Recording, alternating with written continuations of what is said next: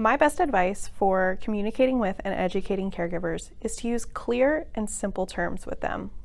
Don't ever rush the caregiver during your appointment. Put them at ease and encourage them to ask questions. Always compliment them on something that they've done correctly, even if the only positive thing that you can say is thank you for coming today. As a child passenger safety technician, you'll have a wide variety of opportunities to communicate with and educate parents and caregivers. The best way I've found to determine whether that interaction was a successful educational experience for the caregiver is through the learn, practice, educate philosophy. First, the caregiver learns the concept of a correct installation of the car seat from my explanation and demonstration. Second, I observe the caregiver practice the installation. And then finally, I have the caregiver explain what they did to correctly install their car seat. This is how I determined that interaction was a success. If you spend 20 or 45 minutes with a caregiver, you're doing well. So the best thing I could tell you to do when educating caregivers is keep it simple, keep it light, get them out of there better than they came in, and always offer them a way to contact you easily by their preferred method with any questions they have, and always be willing to answer those questions without hesitation. There's a lot of information that as a technician we want to share because we've spent all this time learning about car seats and the vehicle systems, but sometimes it can be overwhelming. So I encourage you to watch that body language, listen for any signs that you're starting to lose that parent or caregiver, and take a step back.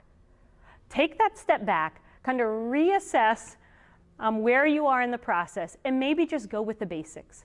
Once you know you've shared the information necessary for them to be able to travel safely with their child, then you could ask if they would like further information or ask if they have more questions. Been a child passenger safety technician for nearly 20 years now. Every time I step out at an event or meet a caregiver in an appointment, that's a unique circumstance, and it fills me with joys that you couldn't imagine.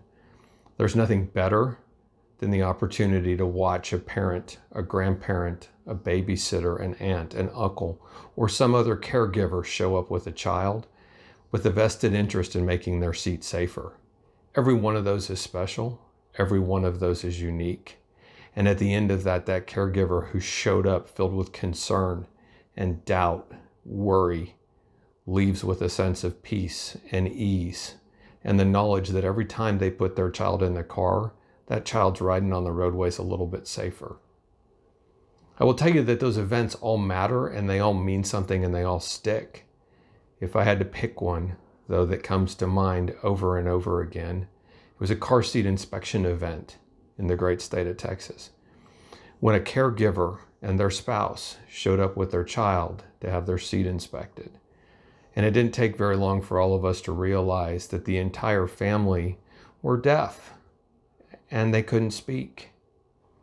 That adds a unique challenge to a car seat inspection when you're showing skills and verbally articulating what's going on in that checkup. Makes it interesting when the people can't hear you and they can't provide you feedback.